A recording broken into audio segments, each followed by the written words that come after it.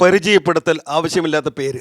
തബല എന്ന വാദ്യോപകരണത്തിൻ്റെ സാധ്യതകൾ ലോകത്തിന് മുന്നിൽ അനാവൃതമാക്കിയ കലാകാരൻ ഉസ്താദ് സാക്കിർ ഹുസൈൻ എന്ന പേര് കേൾക്കുമ്പോൾ തന്നെ മനസ്സിലേക്ക് ഓടിയെത്തുന്നത് താളത്തിൻ്റെ അത്ഭുത ലോകമാണ്.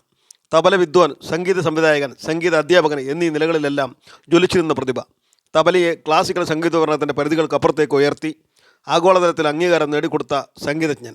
തൻ്റെ കൈകളിൽ സംഗീതത്തിൻ്റെ മാന്ത്രികത സൃഷ്ടിച്ച സാക്കിർ ഹുസൈൻ ഇന്ത്യൻ ശാസ്ത്രീയ സംഗീത പാരമ്പര്യത്തിലെ തിളങ്ങുന്ന നക്ഷത്രമാണ്.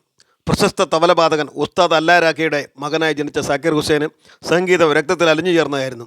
അന്ന് ചെറുപ്പം മുതൽ തന്നെ പിതാവിൽ നിന്ന് തബലയിൽ പരിശീലനം ആരംഭിച്ച അദ്ദേഹം അസാധാരണമായ പ്രതിഭ കാണിച്ചു. പഞ്ചാബ് ഘരാനയുടെ പാരമ്പര്യത്തിൽ വേരൂന്നിയ സംഗീത പരിശീലനമാണ് ലഭിച്ചത്.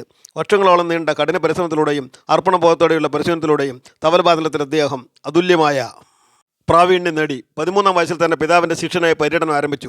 17-ാം വയസ്സിൽ തൻ്റെ ആദ്യ സോളോ ആൽബം പുറത്തിറക്കി. തൻ്റെ വിരൽത്തുമ്പിൽ നിന്ന് ജീവൻ തുടിക്കുന്ന താളങ്ങളിലൂടെ സംഗീത പ്രേമികളുടെ ഹൃദയങ്ങളെ കീഴടക്കി. തൻ്റെ വിസ്മയകരമായ പ്രതിഭയിലൂടെ കലാസമർപ്പണത്തിലൂടെയും അദ്ദേഹം തബല എന്ന വാദ്യോപകരണത്തിന് ആഗോള അംഗീകാരം നേടിക്കൊടുത്തതിൽ മുഖ്യ പങ്ക് വഹിച്ചു. സാക്കിർ ഹുസൈൻ വെറുമൊരു സംഗീതജ്ഞൻ മാത്രമല്ല, സംഗീതത്തിലൂടെ സംസ്കാരങ്ങൾ ഒന്നിപ്പിച്ച ഒരു പാലം കൂടിയാണ്. പരമ്പരാഗതമായ ഹിന്ദുസ്ഥാനി സംഗീത ശൈലിയിൽ വേരൂന്നി നിൽക്കുമ്പോഴും ജാസ്, വേൾഡ് മ്യൂസിക് തുടങ്ങിയ വിവിധ സംഗീത ശാഖകളുമായി സാക്കിർ ഹുസൈൻ പരീക്ഷണം നടത്തി.